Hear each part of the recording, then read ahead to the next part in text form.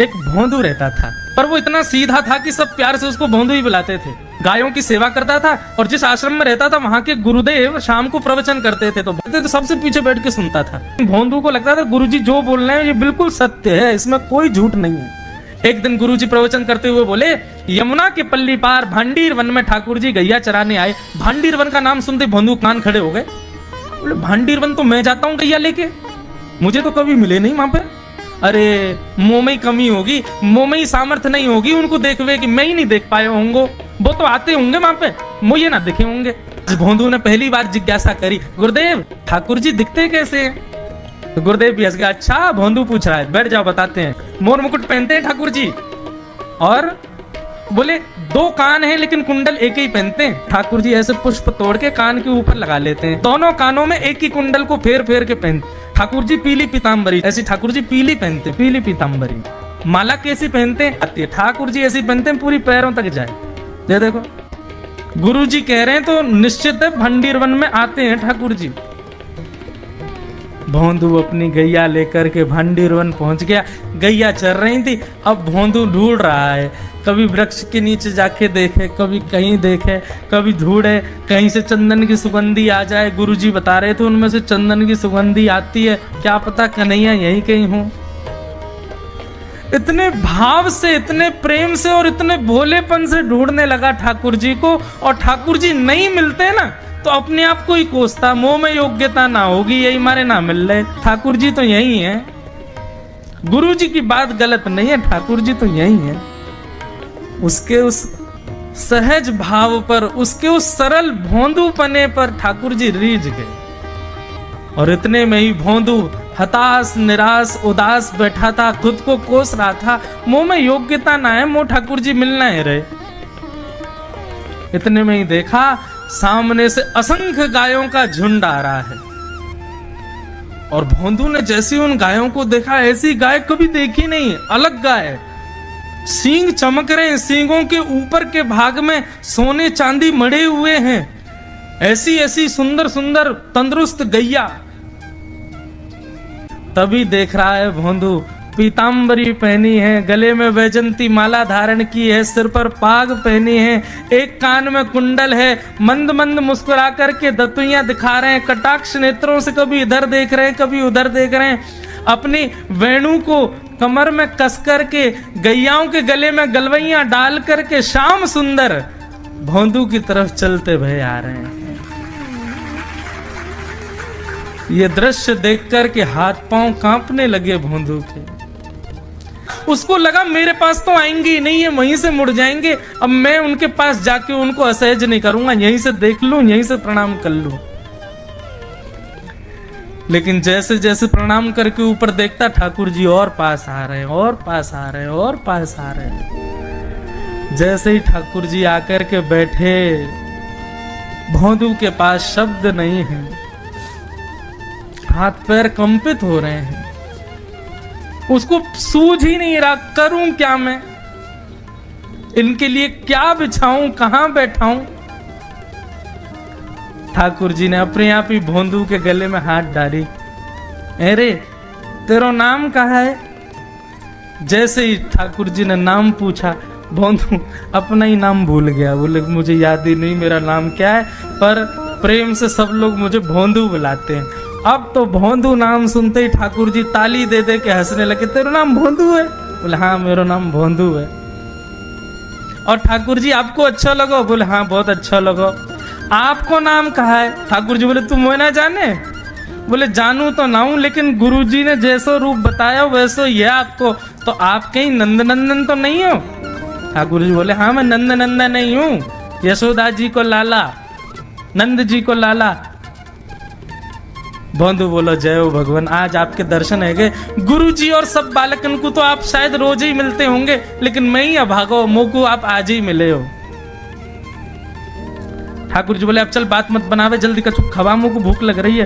भोंदू एक कपड़े में रोटी बांध के उसमें मिर्च और गुड़ रख करके लेके गया।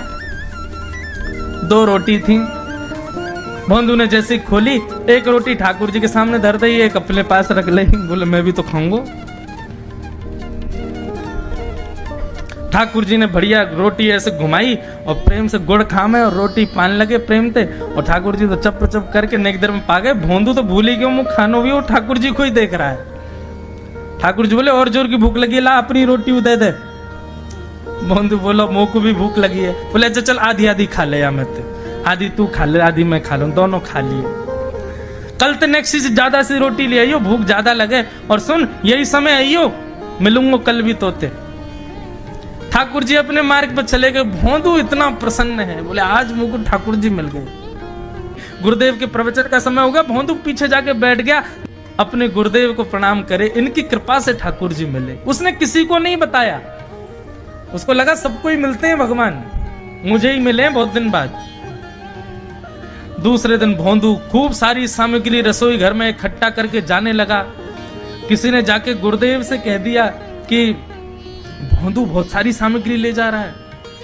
गुरुदेव ने जाके कही भोंदू इतनी सामग्री ले जा रहा हो भैया, वो भंडारो करेगो का? नहीं गुरुजी भंडारो तो नहीं करूंगा, वो नंद नंदन नाम है, वो यशोदा नंदन मदन मोहन वो अपनी गैया चरा के आए, कल भी आए, मेरी रोटी खा गए, मैं भूखा ही रहेगा कल। या हमारे ज्यादा सी ले जा रहा हूँ, बेचारे बहुत भूखे आए कल कि उनको पेट भर जाएगा, मैं भी पा लूंगा, या हमारे गुरुजी आज ज्यादा सामग्री ले जा रहा हूं। गुरुदेव ने मन में सोचा ये बात कोई और कहे तो अविश्वास किया जा सकता है, लेकिन भोंदू झूठ नहीं बोलता। भोंदू कभी झूठ नहीं बोलता, भोंदू की बात पर विश्वास करना ही पड़ेगा। गुरुदेव बोले सुन सुन ठाकुर जी आए थे? बोले हाँ। अच्छा उनका रूप कैसा था? जैसा रूप आपने बताया था ना गुरुजी बिल्कुल वैसा, ऐसे कटाक्ष नेत्र मोती जैसे दांत, ठाकुर जी की मुस्कान ऐसी, पाग ऐसी, कान ऐसे। गुरुदेव के तो नेत्र बंद हो गए, वे सब अनुभव करने लगे। लेकिन गुरुदेव बोले रूप कैसा भी बता दे, चरण यदि इसने बता दिए तो मैं मान जाऊंगा कि ठाकुर जी थे।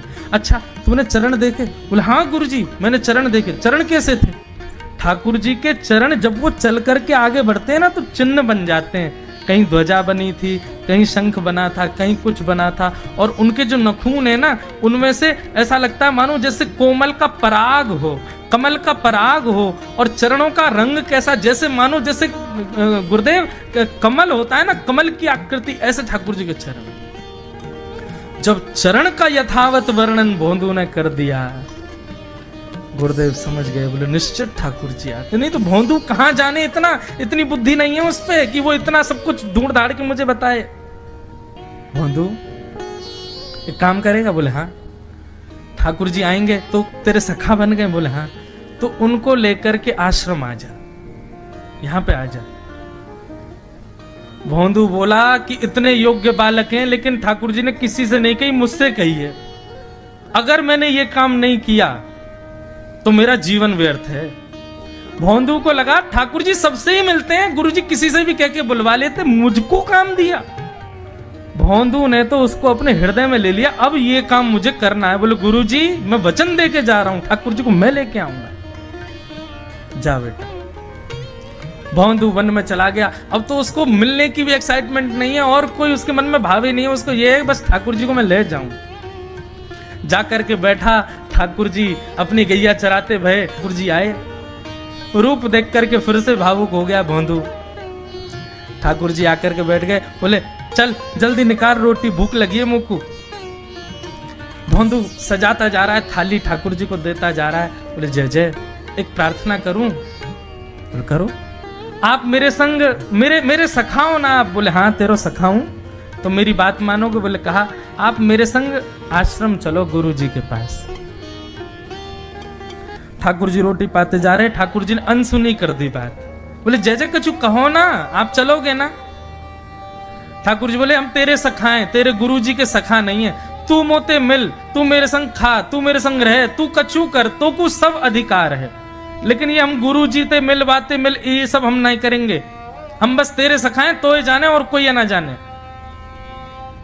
ए जय जय ऐसे मत कहो ना, वे नहीं बताते तो मैं तो आपको देख ही नहीं पाता, मैं तो आपको जानता ही ना हूं। उनने ही तो मुझको बताई कि आप भांडीर बनाते हो, आपका रूप ऐसा है, उनने कृपा करके मुझको आपसे मिलवाए हो, वही हमारी मित्रता के मूल आधार है, उनसे तो मिलवे चलो ना। ठाकुर जी बोले देख ज्यादा जिद मत करे, हमने तो उसे एक बार कह दी हम नहीं जाएंगे नहीं जाएंगे नहीं जाएंगे। ठाकुर जी रोटी पा रहे थे तो भोंदू ने हाथ से रोटी और छनाई, बोले ये भी दो, ये भी गुरु जी की है, लाओ ये मिर्च गुड़ सब दो, ये सब गुरु जी को, ये भी मत खाओ। और सुनो, यदि हमारे गुरु जी से आपको प्रेम नहीं है तो हमको आपसे प्रेम नहीं है। कल ते अपनी गैयान को लेकर कहीं और चरावे जाओ, होंगे तुम नंदन नंदन अपने गांव के, मेरे गुरु जी के पास नहीं जाओगे। और सुनो, ये मुंह में जो रोटी रखी जाओ को उगल ले आओ, ये भी गुरु जी की रसोई में बनी है, हमारे गुरु जी से नहीं मिलेंगे।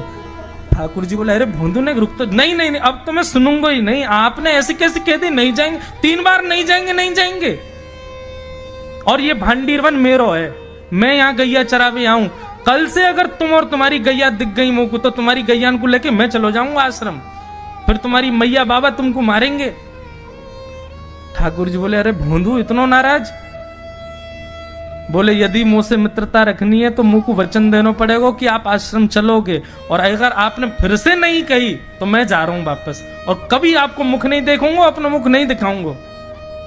ठाकुर जी बोले इस मुख को देखने के लिए या संग के लिए लोग पता हो तो कितनी तपस्या करें। बोले जो तपस्या करें उनको मुबारक, तुम मुंह को ना चाहिए, मुंह ना मिलनो तुमते, मुंह कोई गरज ना पड़ रही तुमते, आज तक नहीं मिले कल ही तो मिले हो मोते, वो भी गुरुदेव की कृपा से मिले हो, जाओ मत मिलियो, मुझे ना चाहिए तुम।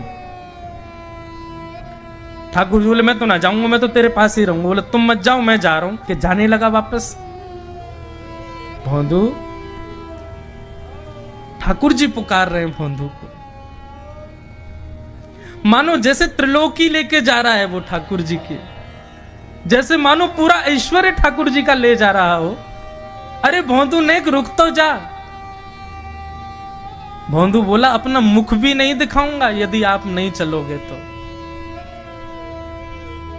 भोंदू थोड़ी दूर गया, ठाकुर जी को लगी वापस आ जाएगा, थोड़ी और दूर गया, लगा अब आ जाएगा, लेकिन जब भोंदू दिखना बंद हो गया हमारे ठाकुर जी विचलित हो गए, दौड़े भोंदू की तरफ।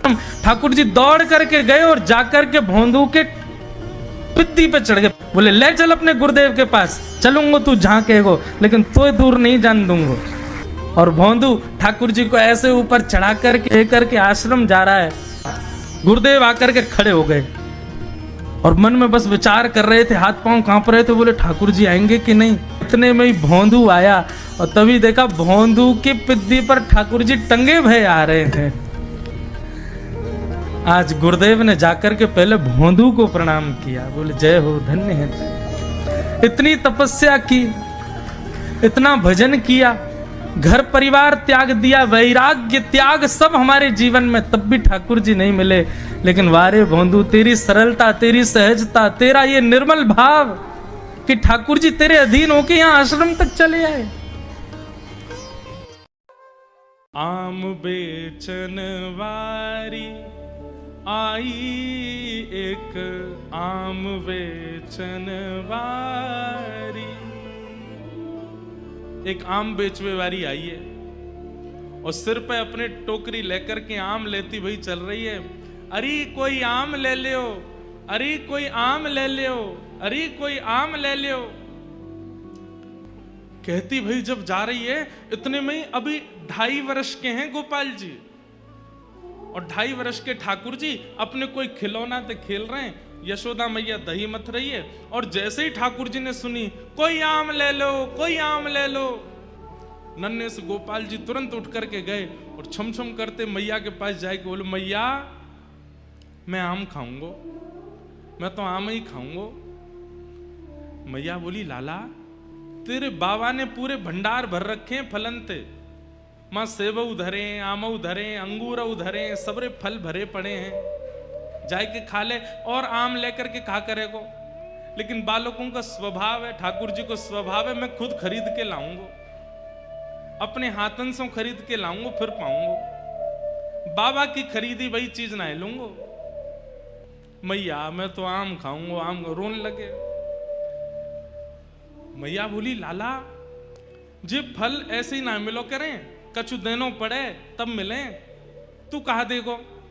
अरे मैया तू कैसी बात करे। बोले क्यों, तेरो लाला इतनो मलूक है, मैं जोर ते हंस जाऊं तो सामने वाले मांग वही भूल जाएं। मैया मैं तो जाए करके हंस जाऊंगा, दो दतुइयां दिख जाएंगी, सोई फलवारी कछु ना मांगेगी। मैया बोली कहां ते सीखे आयो, कौन ने बताई तू मलूक है? लाला ऐसे ना दे कि फलवारी कछु लेके जा।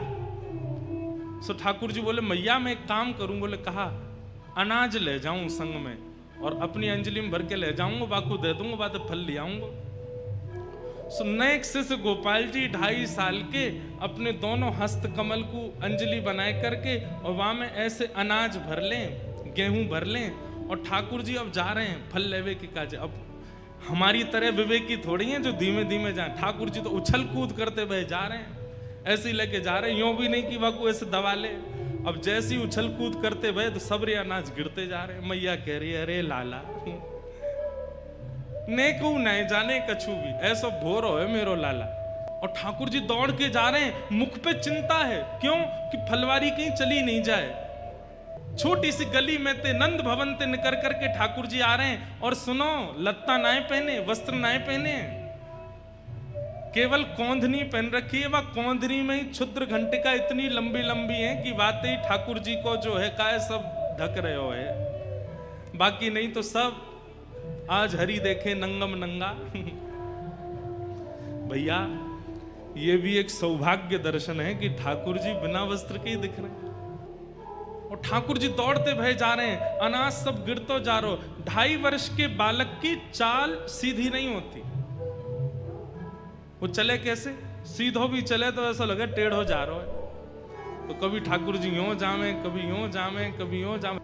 इतने में ही वो फल बेचन वाली अपने सिर पर टोकरी रखे, अरे कोई आम ले लो, कोई आम ले लो, मीठे रसीले आम ले लो। कहती भाई जैसे ही आई और वाकई गलती ते दृष्टि पड़ गई, वह गली में जा गली ते नंद भवन ते ठाकुर जी अनाज लेके दौड़ते हुए आ रहे हैं। और जैसे ही देखी है ठाकुर जी की सूरत, भूल गई सब सुध। ठाकुर जी की रूप कांति कैसी है। श्री कृष्ण करणामृत में श्री विल्व मंगल जी कहते हैं कि ठाकुर जी का जो तन है वो तन तो ऐसा है जैसे कि मानो गहरा नील सरोवर, और उस गहरे नील सरोवर पर ये 2 आंखें ऐसी हैं जैसे मानो 2 कमल खिले हों, सबसे आकर्षक 2 कमल हों। और कभी कभी ठाकुर जी दौड़ भाग करें तो ठाकुर जी के गाल भी गुलाबी गुलाबी है जाएं, तो ऐसा लगे 2 कमल ऊपर और 2 कमल नीचे प्रकट है गए। ठाकुर जी की अंग कांति तो श्याम वर्ण की है, परंतु ये हस्त कमल ये भी गुलाबी है, चरण कमल ये भी गुलाबी है, ओष्ठ ये भी गुलाबी है। और बीच बीच में जो स्वर्ण के आभूषण मैया ने पहनाए हैं वो ऐसा लगे कि स्वर्ण कि कोई नील सरोवर में कोई ने दीप दान किया हो, तो सुंदर सुंदर सुंदर सुंदर दीप वह सरोवर में मचल रहे हैं। तो ऐसे ठाकुर जी की रूप कांति पर मानो जैसे स्वर्ण के आभूषण लगते हैं। जैसे ही देखिए छवि, वर्णन करते हैं, विक्रय तुकामा खिल गोप कन्या, एक गोप कन्या जो कि फल के विक्रय के लिए निकली है, लेकिन मुरारी पादार पितचित्त वृत्ति, मुरारी के श्री चरणार विंदों में जब उसने अपनी दृष्टि डाल करके देखा तो चित्त वृत्ति खो गई है। ठाकुर जी वहां के सामने आकर के खड़े है गए, अरे सुनो गोपी, मधुर स्वर जैसे कान में गए उसके सिर से तो टोकरी गिरने वाली है, जैसे तैसे संभालती है। कहो लालन मोकू आम दे दो। गोपी नीचे बैठ गई और जैसे टोकरी बगल में रख करके बोली, अच्छा आम चाहिए? बोला हाँ। पहले कछु देनो पड़ेगा तब आम मिलेंगे। ठाकुर जी बोले हाँ मैं लेके आया हूं। और जैसी अंजलि आगे करी सबरे अनाज गिर गए, एक अन्न को दानो पड़ो बस। ठाकुर जी कह रहे जे बच्चो है। अरे सबरे गोपी गिर गए रास्ता में, अब तुम याते जितनो मिल जाए उतनो दे दो। एक अन्न को दानो है और बाकू ठाकुर जी कह रहे हैं कि याते जितनो मिल जाएगा आम उतने दे दो। गोपी के नेत्र सजल हो गए, वो तो मुख कांति देख रही है, ठाकुर जी की मधुर बैन सुन रही है, नेत्रों में ही उसकी स्थिति है। गोपी बोली अच्छा या के बदले जितनो मिलेगा उतना दे दूं? बोले हाँ दे दो। गोपी ने कही लाओ दो। जैसे गोपी ने हाथ कियो, ठाकुर जी ने एक अन्न को दानो वा के हाथ में दियो, गोपी ने संभाल करके धर लियो। अब तो लेकर के महाराज एक आम हाथ में, दूसरो आम दूसरे हाथ में, दूसरो आम और दियो, तीसरो आम और दियो, 4-5 आम ठाकुर जी को पकड़ा दिए। ठाकुर जी ऐसे खड़े है गए, 4 आमन में ही ठाकुर जी तो भर गए, छोटे से हैं। बस गोपी इतना ही बहुत है, वो ना है तुमने जो दियो बातें तो और ज्यादा मिलेगो, लेके जाना पड़ेगा। ठाकुर जी बोले अब कैसे देगी? तो गोपी अपनी एक चुनरी उतार करके ठाकुर जी की कमर पे बांधे, और वह कमर में कस के बांधी वही चुनरी में एक आम यहाँ खोस दियो, एक आगे खोस दियो, पीछे खोस दियो, ऐसे करके चारों तरफ आम खोस दिए कमर पे। आज ठाकुर जी ने आम की कोंदनी पहनी है आम की कोंदनी पहन रखी है। वही चुनरी को नेक छोड़ बचो है तो वही हाथ पे बांध दियो, तो 1-2 आम यहाँ लगा दिए, दूसरी तरफ यहाँ पे 1-2 आम लगा दिए। चुनरी को एक छोड़ और फाड़ करके सिर पे बांधो, 2 आम यहाँ लगा दिए, एक आगे एक पीछे लगाए दियो। ठाकुर जी बोले अब तो मैं गिर जाऊंगा, इतना भारी है गए हो। गोपी बोली अब जाओ अब ठाकुर जी ने ऐसे आम भर रखे हैं, सिर पे भी आम लग रहे हैं, यहाँ पे वो आम फंसे हुए हैं, यहाँ पे वो आम लगे। अब ठाकुर जी जब चले तो ऐसे चल रहे हैं कोई गिर नहीं जाए। कहीं कहीं कोई आम ज्यादा दब गयो तो वहां में ते रस निकल करके आ रहा हो, वो ठाकुर जी को स्नान करा रहा है। और ठाकुर जी ज्यों ज्यों पग बढ़ा के चलते जा रहे हैं, त्यों त्यों वो गोपी निहाल लेती जा रही है। मन में इच्छा है रही है कि ये जाए ना, ऐसे ही देखत रहूं तो मैं जन्म सफल कर मानूं, मैं ऐसे ही देखती रहूं इनको। वहां से यशोदा मैया लाला की झांकी देख रही है और यहां से वो आम बेकनवारी देख रही है। ठाकुर जी की छवि देख करके निहाल है गई, और जैसे ही सिर पर आम की टोकरी लेकर के निकली है, पहले तो कह रही आम ले लो, लेकिन अब रास्ता में कहती जा रही है अरे कोई गोपाल ले लो, अरे कोई गोविंद ले लो, अरे कोई घनश्याम ले लो, अरे कोई लाला ले लो, अरे कोई कृष्ण ले लो। कृष्ण गोविंद गोपाल मधुसूदन मुरारी कहती हुई जा रही है। वह एक अन्न के दाने को बार बार शीश से लगावे, नेत्रंश अश्रुपात है रहे, बहाने बना बना करके रोज जावे नंद भवन के सामने, और ठाकुर जी रोज वहां से कछु खरीदवे जावे। ऐसी कृपा ठाकुर जी ने वाक्य ऊपर करी। ऐसी वो आम बेचन वारी रोज आवे, वो ठाकुर जी रोज खरीदवे जामे वहां से। वृंदावन आकर के ठाकुर जी रहने लगे। एक दिन ठाकुर जी ने अघासुर का वध किया। अघासुर एक अजगर सांप के रूप में आया था। इतना विशाल मुख खोल लिया कि लोग सब ग्वाल वालों को लगने लगा कोई गुफा है। अंदर प्रवेश कर लिया, तो जैसे ही अंदर प्रवेश किया उसने अपना मुख बंद कर लिया, विष उगलने लगा मुख में। सब ब्रजवासी मूर्छित हो गए। ठाकुर जी ने उसके कंठ में जाकर के अपने शरीर को इतना फुलाया, बीच से अघासुर फट गया और सारे ब्रजवासियों की रक्षा हो गई। लेकिन अघासुर को मारने की ये बात ब्रजवासियों ने, सब ग्वाल बालों ने घर पर जाकर के 1-1 वर्ष के बाद बताई। मतलब जैसे मानो आज भगवान ने अघासुर मारा और उसके 1 वर्ष पूर्ण होने के बाद ब्रजवासी जब अपने घर जा रहे हैं तो कह रहे हैं मैया आज लाला ने अजगर मारो, सांप मारो। 1 वर्ष का लंबा समय, इतना समय क्यों लगा सब ब्रजवासियों को? 1 वर्ष पुरानी बात 1 वर्ष बाद क्यों बताई? तब कहते हैं कि ब्रह्मा जी सब ग्वाल बालों का हरण करके ले गए थे। क्यों हरण करके ले गए थे? ठाकुर जी समस्त ग्वाल बालों के साथ में वन में भोजन कर रहे थे। ठाकुर जी वन में भोजन कर रहे हैं, कितनी सुंदर छवि है ठाकुर जी की। एक कांख में तो ठाकुर जी ने वंशी दबा रखी है, दूसरी कांख में ठाकुर जी ने गैया बुलाने वाली श्रृंगी दबा रखी है, और अपने वाम हस्त कलम में बीच में तो चटनी रखी है, हरी चटनी, और उंगलियों के बीच में अलग अलग अचार लगा रखे हैं। आम का अचार, टेंटी का अचार, नींबू का अचार, मिर्च का अचार, ऐसे उंगलियों के बीच में अचार है और बीच में यहाँ चटनी है। और अपने दाहिने हाथ में रोटी को गोल गोल उसको बना करके एक रोटी खाते हैं, फिर एक अचार चाटते हैं, फिर दूसरी रोटी खाते हैं, फिर दूसरा अचार चाटते हैं, फिर तीसरी रोटी खाते हैं। ऐसे ठाकुर जी वन भोज कर रहे हैं। ऐसी मधुर दर्शन करके सब देवता भी आनंदित हो रहे हैं। लेकिन ब्रह्मा के हृदय में यह संशय प्रकट हुआ कि ये भगवान नहीं हो सकते। यज्ञ भोक्ता भगवान इतनी पवित्रता का ध्यान रखते हैं, इतना सब कुछ पवित्रता से खाते पीते हैं, और यहाँ पे ऐसे बिल्कुल कुछ भी जो मुख में आ रहा है सब लेते जा रहे हैं, ये भगवान नहीं है। जैसे ये भावना प्रकट हुई ब्रह्मा की, तो ब्रह्मा जी ग्वाल बालों को हरण करके ले गए। भगवान कहीं दूर गए थे किसी बछड़ा बछिया को लेने, इतने में ही लौट के आए तो देखा सब ग्वाल बाल कोई भी नहीं है। भगवान ने तुरंत नेत्र बंद करके देखा तो पता चला कि ब्रह्मा ने सब किया है। भगवान बोले अच्छा, हमारी परीक्षा।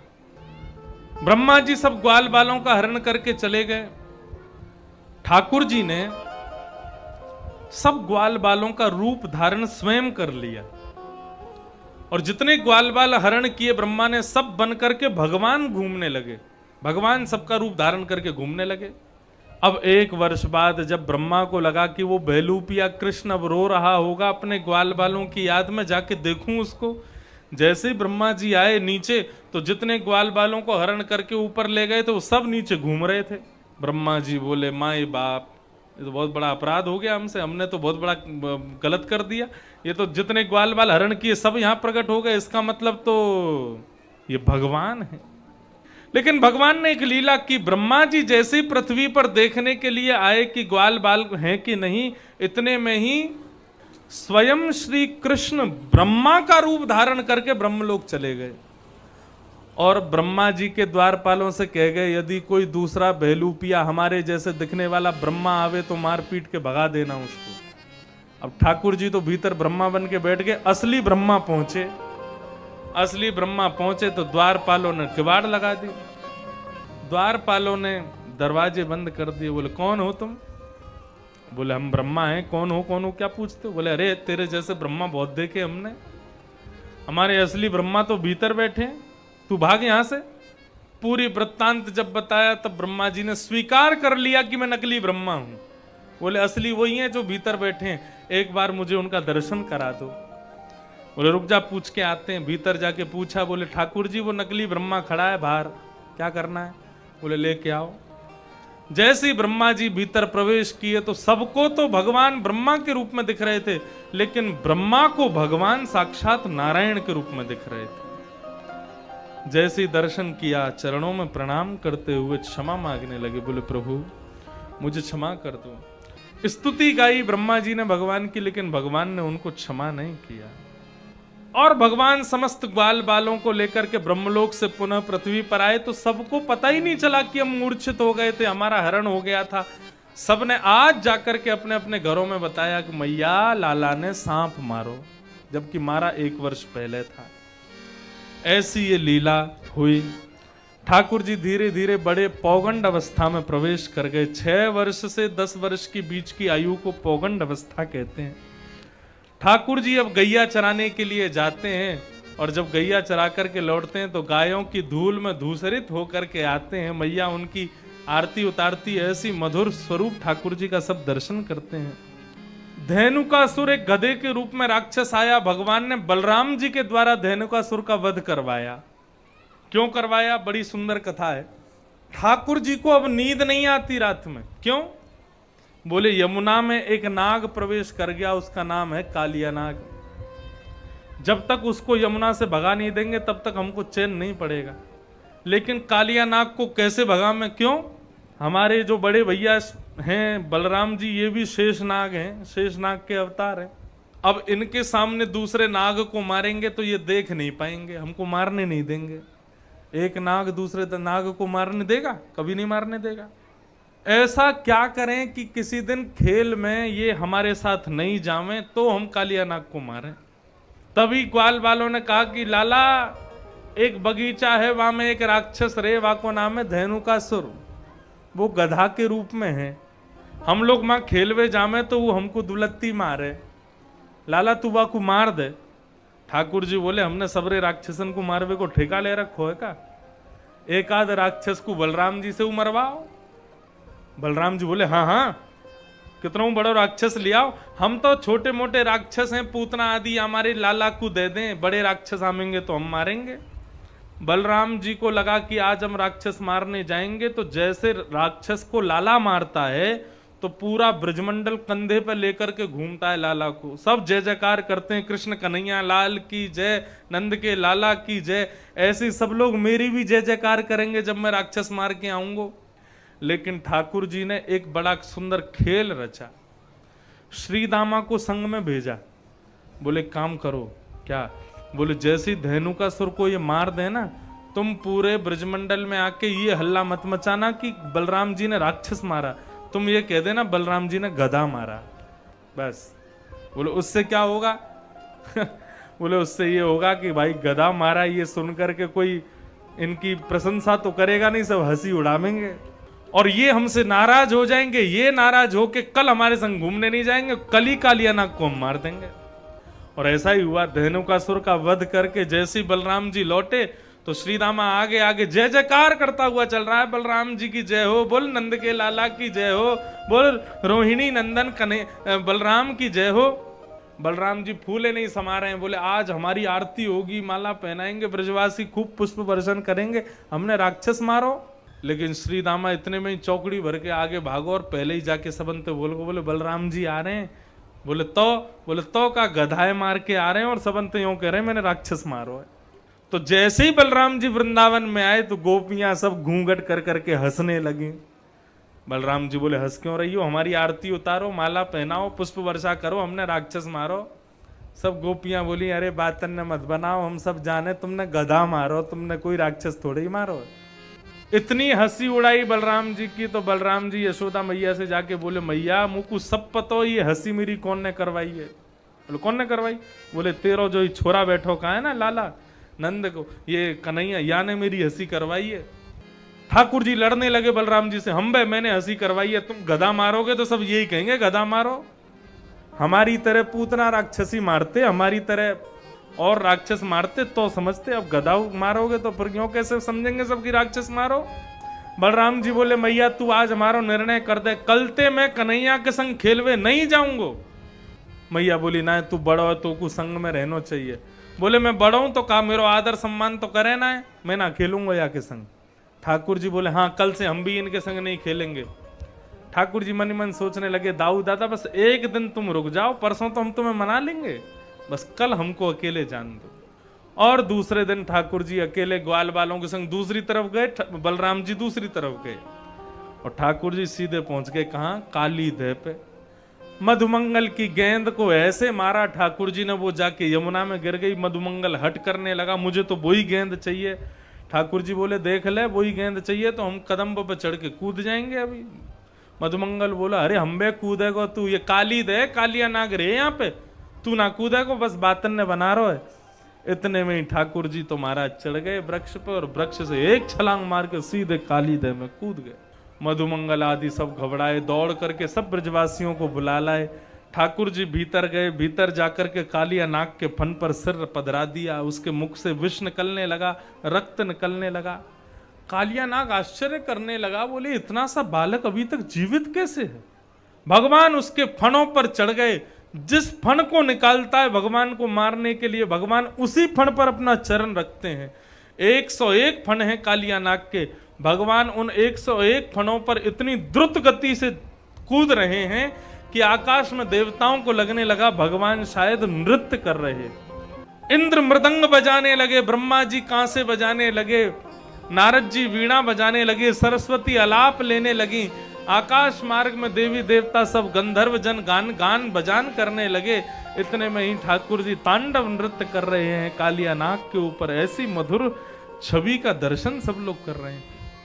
कालिया नाग के प्रत्येक मुख से विष की जगह रक्त जब निकलने लगा तब नाग पत्नियों ने भगवान की स्तुति गाई, बोले प्रभु हमारे पति को छोड़ दो, हमें कुछ नहीं चाहिए, बस सदा सर्वदा के लिए आपके चरण जो हैं इनका चिन्ह हमारे मस्तिष्क पर बना रहे, ऐसी कृपा कर दो। तो नागों के फणों पर जो चिन्ह बने हैं वो ठाकुर जी के श्री चरण हैं। ऐसा कहा, भगवान कालिया नाग के ऊपर से नीचे कूद गए और कालिया नाग को कहा कि हमारी यमुना जी छोड़ के तुम चले जाओ। बोले कहाँ जाऊं? बोले प्रभाषित क्षेत्र में चले जाओ। और इस प्रकार कालिया नाग यमुना छोड़ करके प्रभाषक क्षेत्र में चला गया। बोलो कालिया मर्दन भगवान की।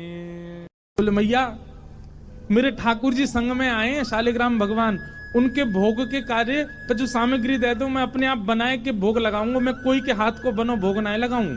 तो मैया ने सूखी सामग्री दे दी, आटा दाल चावल चीनी नमक आदि सब दे दिए। बोले बाबा प्रेम से बनाओ भोग लगाओ ठाकुर जी को। गर्गाचार्य जी महाराज ने सब प्रसादी सिद्ध करी। अंत में अपने ठाकुर जी के लिए बढ़िया नंद बाबा की गैयान की दूध में से सुगंधी आवे। ठाकुर जी की गैया के दुग्ध सामान्य नहीं है, सुगंधी युक्त दुग्ध है। वासों ठाकुर जी की अधोटी खीर बनाई। अधोटी मतलब दूध जब ओटते ओटते आधो रह जाए वहां में खीर बने, वो ठाकुर जी को सबसे प्रिय। रबड़ी जैसी खीर, पतरी पतरी खीर ना है पामे ठाकुर जी, अधोटी खीर। अधोटी खीर बनाई गर्गाचार्य जी ने, और खीर बनाए करके प्रसाद पधरा के और अपने शालिग्राम भगवान विराजमान किए सिंहासन पे, और थाली सजा के ठाकुर जी के आगे धर दी। और थाली धर के जय हो ठाकुर जी, आज ब्रज वृंदावन में आए हैं, गोकुल में आए हैं, आपके काजे मैंने बढ़िया प्रसाद बनाया हो, खीर बनाई है, प्रेम से पाओ। और गर्गाचार्य जी को नियम है जहां पर्दा की व्यवस्था होवे वहां पर्दा लगा दें, जहां पर्दा की व्यवस्था नहीं तो वहां गर्गाचार्य जी अपने मुंह पे कपड़ा डाल लें और कपड़ा डाल के नाम जप में बैठ जाएं। 2-3 माला तक करते रहेंगे, ठाकुर जी भोग लगा लेंगे। अब यहाँ गर्गाचार्य जी तो नाम जप में चले गए। इतने में ही भीतर आंगन में खेल रहे ठाकुर जी खेलते खेलते रुक गए। बलराम जी बोले लाला का भयो, तू रुक कब गए हो? ठाकुर जी बोलना तो जानते नहीं, पर बलराम जी और ठाकुर जी तो मन ही मन बात करें। ठाकुर जी बोले बा भैया बहुत जोर को भगत आया हो बाहर, गर्गाचार्य नाम है जाको, और जाने आज अधोटी दूध की खीर बनाई है, और मेरा तो मन है रो भाई खाए आऊं मैं जोर से। बुलाऊ रहो भोग के काजे, बहुत दिना तक यहाँ ने मेरे शालिग्राम की भोग लगायो, आज मन कर रहा है को प्रत्यक्ष भोग लगाया हूँ या कि प्रसाद को। बलराम जी बोले ठीक है लाला चलो जा, और बढ़िया लगे तो मुँह बुला लियो। ठाकुर जी घुटमुन चल के गए, चलनो आवे ना है घुटमुन चले बस। और चल करके गए और उनके ठाकुर जी के आगे धरी हुई थाली में ठाकुर जी ने खीर ही उठाई, और खीर उठाए करके बैठ गए।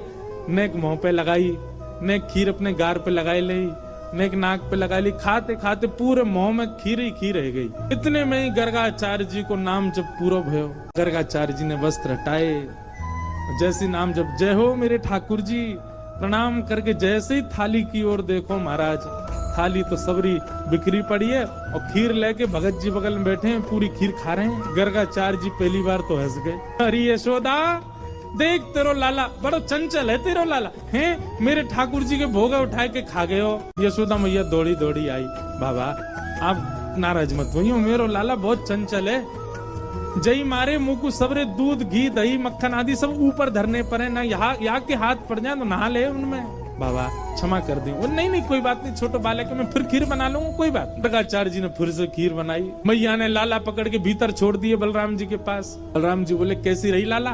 फिर तो बहुत जोर की भैया, मेरे गाल पे लग रही है, ने चाट ले तुम, लेकिन दारी को भगत बहुत बेकार है, भोग के काजे बुलावे मैं चलो जाऊं, मैया तुम्हें शिकायत कर दे। कोई बात ना लाला, तू तो भक्त वत्सल है, तू तो कृपालु है, दया कर दे। ठाकुर जी खेलन लगे बलराम जी के साथ। गर्गाचार्य जी ने अब की बार और बढ़िया खीर बनाई, वहां में केसर ने ज्यादा डाल दियो, इलायची ने डाल दी, बढ़िया मेवा वेवा डाल के और बढ़िया बनाई। जय जय, पिछली बार तो छोटा बालक झूठा कर गया, अब की बार और बढ़िया बनाई। अब पाओ फिर से ठाकुर जी को सुगंधी आ गई, खेलते खेलते फिर रुक गए। बलराम जी बोले अब काबे हो लाला, फिर ते खीर बनाई हो, पहले तो बढ़िया बनाई है, अब के पहले तो चीनी वाली बनाई है, अब के तो यहाँ ने खांड की मिश्री डाली है, अब तो मेरा मन कर रहा भैया खावे को। और देख ले लाला चलो जा। ठाकुर जी गुटमुन चल के आए और महाराज फिर से खीर को पात्र उठाया और लेके पूरी पान लगे। गर्गाचार्य जी के अब की बार नेत्र खुले। यशोदा देख तेरो लाला फिरते आगो, मेरे ठाकुर जी बेचारे भूखे रह गए आज, बार बार उनको भोजन झूठो कर दे जी कोई बात है? अरे चंचल है बालक, समझे हम या बात को, पर इतना चंचल की बार बार झूठो कर देगो। मेरे ठाकुर जी इतने दिना के सफर करके आए हैं, बेचारे भूखे प्यासे, मैं उनको भोग लगा रहा हूँ और तेरा बालक बार बार झूठो कर दे।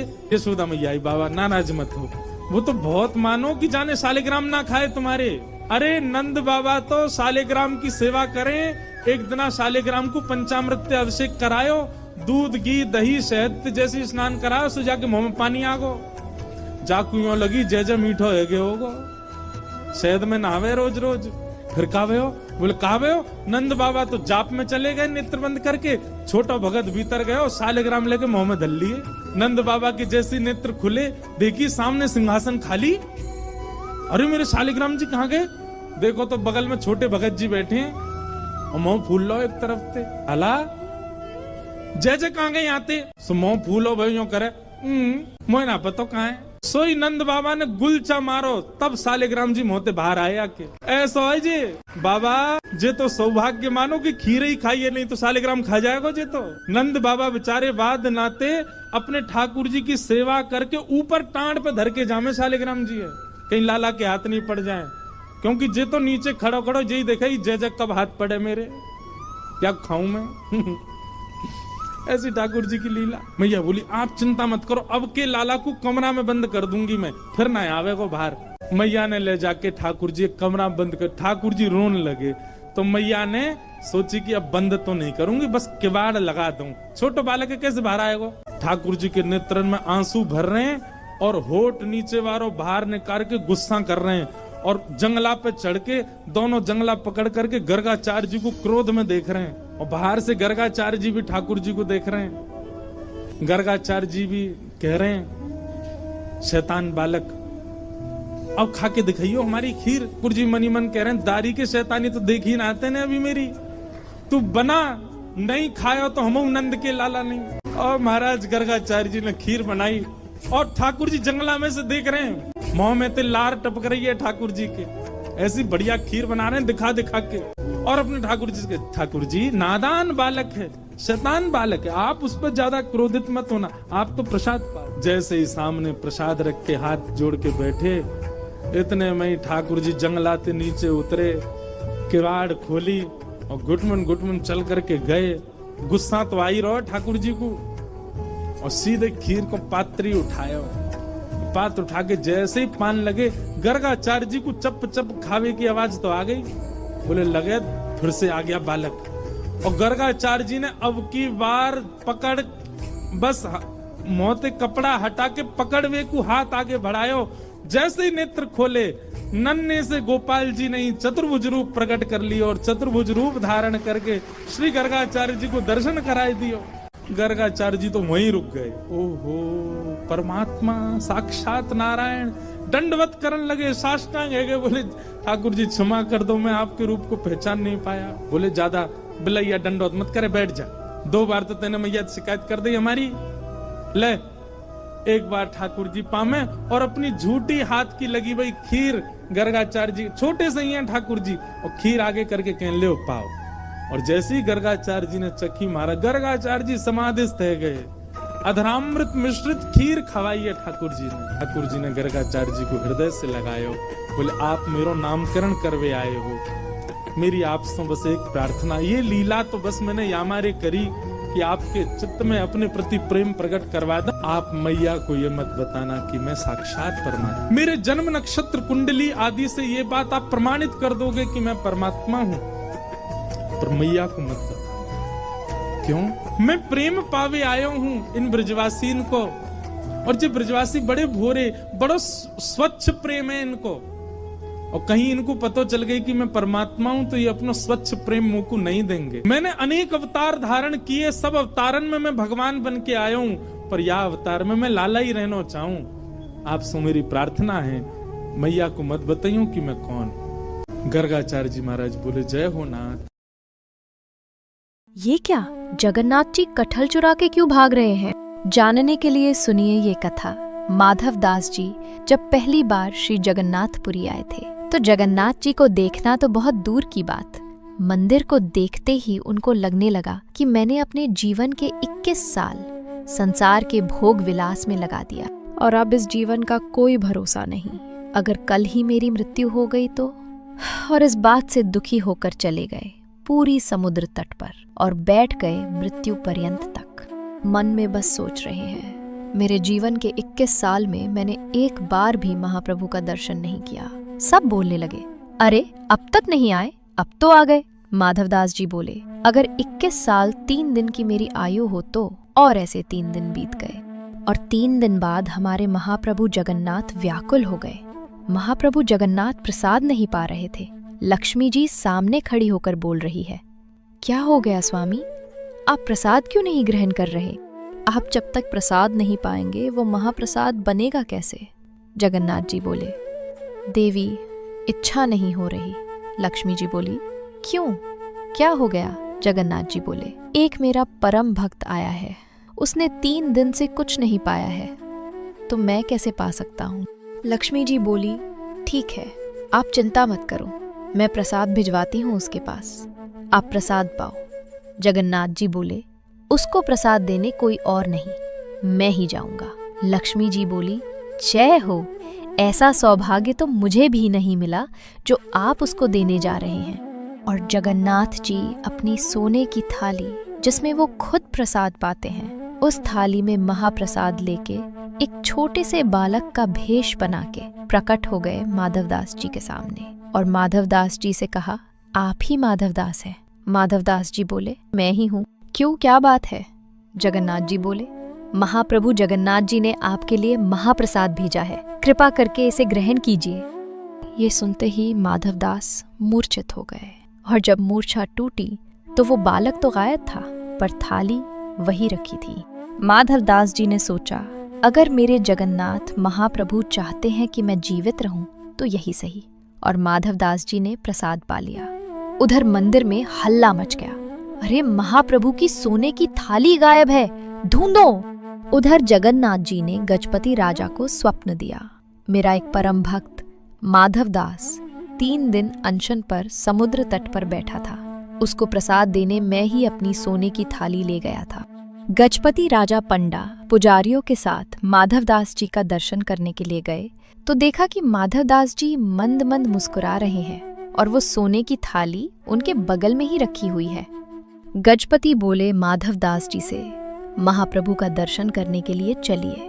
जैसे ही माधवदास जी श्री मंदिर में प्रवेश किए, ब्रह्म बेदी पे जगन्नाथ जी झूम उठे, मेरा माधव आ गया, मेरा माधव आ गया। और इस घटना के कुछ वर्ष बाद हमारे जगन्नाथ महाप्रभु का एक दिन मन हुआ कि बहुत दिन हो गया चोरी किए हुए, अब चोरी करने जाना है मुझे। लेकिन अकेले चोरी करने में आनंद नहीं आएगा, अगर दाऊ दादा को बोलूंगा तो जाएंगे तो और नहीं, ऊपर से डांट और देंगे, क्या करूं? तभी भगवान के परम भक्त श्री माधवदास जी पहुंचे भीतर दर्शन करने के लिए। माधवदास जी बोले, महाप्रभु आज आप इतने उदास क्यों लग रहे हैं, इतने संकट कष्ट में आप क्यों हैं? तो जगन्नाथ जी बोले, हमारा मन नहीं लग रहा। बोले, क्यों नहीं लग रहा? बोले, हम पूरी उड़ीसा में विराजमान तो हो गए, खूब बढ़िया यहाँ पर पाते हैं दाल भात महाप्रसाद, लेकिन बचपन में जो हम लीला करते थे वो सब यहाँ नहीं कर पा रहे। बोले, क्या नहीं हो रहा? बोले, चोरी नहीं कर पा रहे, चोरी करने का मन हो रहा है। माधवदास जी बोले, धीरे बोलो, जगन्नाथ जी बोलते हैं लोग आपको। क्या बोलते हैं? जगन्नाथ। पूरे विश्व की रक्षा करने वाले को जगन्नाथ कहते हैं। नाथ का मतलब रक्षक, और आप यहाँ पर अभी चोरी करने की बात कर रहे हो? ठाकुर जी बोले, भले ही हमारा नाम जगन्नाथ हो गया हो, पर स्वभाव कैसे छूटे? स्वभाव तो वही है हमारा। बहुत मन हो रहा है चोरी करने का।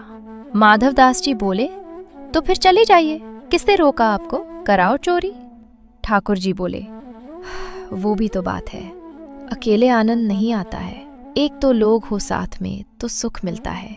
माधवदास जी बोले, बगल में सुभद्रा जी और बलभद्र जी हैं, इनको ले जाओ।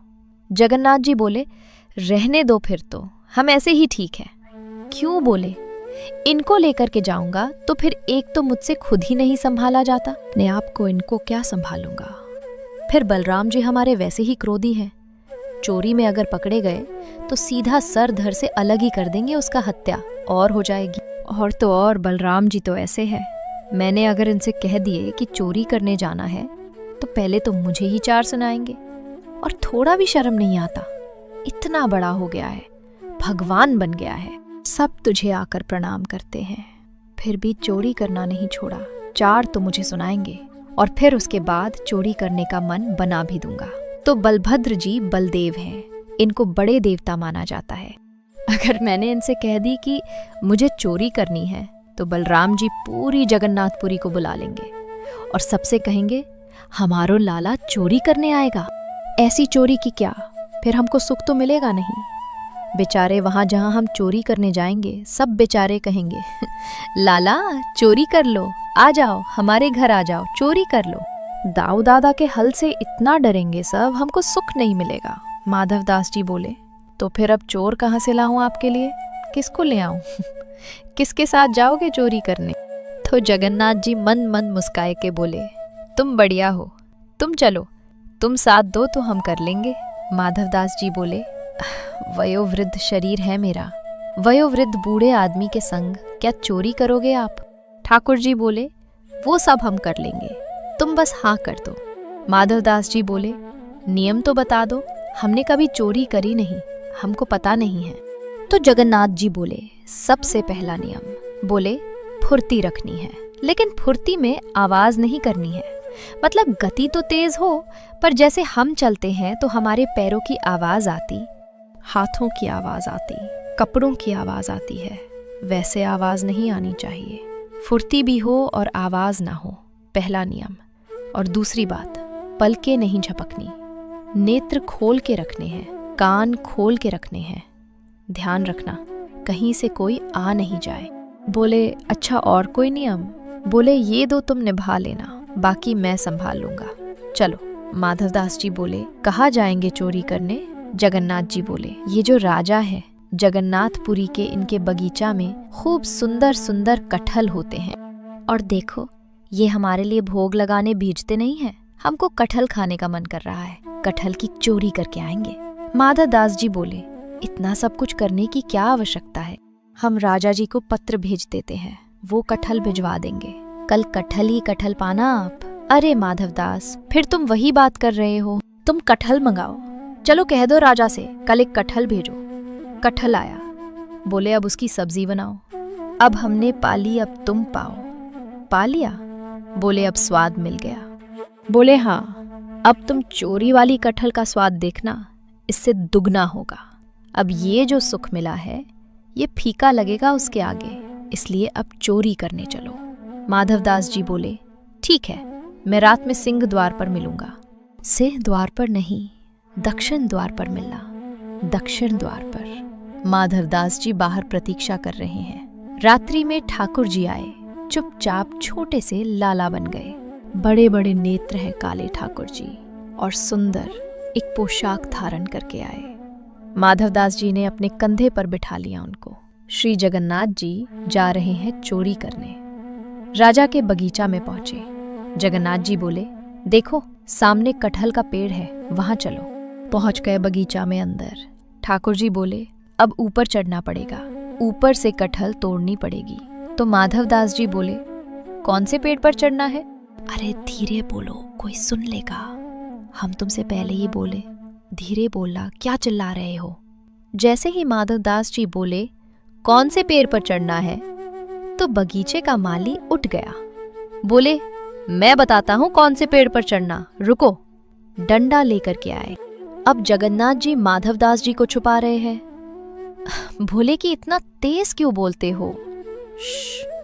पहले ही कहा था आवाज नहीं करनी, देखो आ रहा है, ढूंढ रहा है हमको।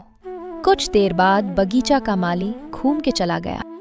माधवदास जी बोले अब क्या करना है। बोले देखो पेड़ के ऊपर हम दोनों में से कोई एक चढ़ेगा और नीचे दूसरा ऐसे करके लपकेगा, गिरेगा तो धम आवाज होगी, फिर से आ जाएगा माली। तो माधवदास जी बोले आप तो लाला हो, इतना भारी आपका शरीर है, आप खुद ही धम से नहीं गिर जाओ, मैं चढ़ता हूं ऊपर। ठाकुर जी बोले तुम चढ़ो, हम पीताम्बरी करके खड़े हैं, हम ले लेंगे गोद में। ऊपर चढ़ गए माधवदास जी, और कटहल लेकर के माधवदास जी ऊपर से चिल्ला के पूछे कौन सा दूं, ये वाला कि वो वाला। ठाकुर जी बोले तुम खड़े रहो ऊपर ही। इतने में ही बगीचा वाला बोला मैं बताता हूं कौन सा। ठाकुर जी तो वहां से भाग गए। अब ऊपर से माधवदास जी कटहल गिरा रहे हैं, नीचे धम। अरे ये धम आवाज आ रही है, आप लपक नहीं रहे क्या। नीचे माली बोला, मैं लपकूंगा, आजा नीचे। माधवदास जी नीचे उतर के आए। ठाकुर जी तो भाग गए वहां से। माधवदास जी जैसे ही उतर करके नीचे आए, हाथ पांव बांध दिए, बोले रुक जाओ, तुमको बताते हैं, सुबह होने दो। माधवदास जी इधर उधर देख रहे हैं। किसको ढूंढ रहे हो? बोले एक और आए थे साथ में, उनको ढूंढ रहा हूं। हमें तो कोई नहीं दिखा। वो तो अंतर्ध्यान हो गए होंगे। सीधे मंदिर में जाकर खड़े हो गए। दूसरे दिन सुबह हुई। राजा को खबर मिली कि हमारे बगीचा में कोई चोर घुसे थे रात को। सुबह सुबह राजा बगीचा घूमने आता था, तो जैसे ही बगीचा में आया तो देखा माधवदास जी पेड़ से लटके पड़े हैं। राजा उनको गुरु मानता था। तुरंत आकर के, अरे गुरुदेव गुरुदेव गुरुदेव, ये कैसी लीला, जल्दी खोलो जल्दी खोलो। माली बोला, इनको नहीं खोलना, ये रात में कटहल चुरा रहे थे यहां से। अरे हमारे गुरुजी है, खोलो इनको। तुरंत खोला। माधवदास जी के नेत्र सजल है। राजा बोले, गुरुदेव ये कैसा कौतुक, आप मुझे बोल देते, मैं भिजवा देता। माधवदास जी बोले, हमारा शरीर देख कर के तुमको लगता है कि हम कटहल खाते होंगे? हमारे अंग में कहीं भी आपको ऐसे लक्षण दिखते हैं? हमारी जीवा इतनी चटोरी होगी कि हमको कटहल की इच्छा हो। तो बोले, हमारे जगन्नाथपुरी में सबसे चटोरे कौन है? राजा बोले, कौन है? बोले, सबसे ज्यादा चटोरे एक ही है, महाप्रभु जगन्नाथ। उनकी इच्छा हो रही थी कि भैया बहुत दिन हो गए हमने चोरी नहीं करी, तो चोरी करने के लिए आपके बगीचे में आए थे। कटहल की चुराई करने के लिए हमको ऊपर चढ़ाया, सब बात बताई और बोले वो तो भाग गए, इसने हमको पकड़ लिया। राजा के नेत्र सजल हो गए। कितना बड़ा भाग्यशाली हूं, महाप्रभु जगन्नाथ मेरे बगीचे पर चोरी करने आए और उसी दिन पूरा बगीचा महाप्रभु जगन्नाथ जी के ही नाम कर दिया। बोले, अब महाप्रभु जी का ही है ये बगीचा, अब ये हमारा नहीं है। अब यहाँ जो भी सामग्री है सब महाप्रभु जी की है। माधवदास जी बेचारे स्नान ध्यान करके निकले। समुद्र प्रणाम करने जाते रोज भोर में। जैसे ही समुद्र प्रणाम करने गए, सोई दूर देखा कालिया ठाकुर चलते हुए आ रहे हैं। माधवदास जी बोले, बहुत बढ़िया, भाग गए थे रात को? बोले, हम तो नहीं भागे, तुम चिल्ला क्यों रहे थे? माधवदास जी बोले, तुम्हारी इच्छा तो पूरी हो गई, चोरी करनी है, चोरी करनी है, एक कटहल हाथ नहीं पड़ा आपके। बोले, अब क्या करें? बोले, चिंता मत करो, आप तो भाग गए थे, पर हम देखो रात में पिटे बंधे पूरा बगीचा आपके नाम करवा के आ गए। लो, अब जाओ, खूब प्रेम से कटहल पाओ। ठाकुर जी बोले, माधव मन की मन में ही रह गई। बोले, चोरी हुई नहीं। माधवदास बोले, तुम्हारे हाथ जोड़े, अब तुम खुद ही देख लेना कब करनी है।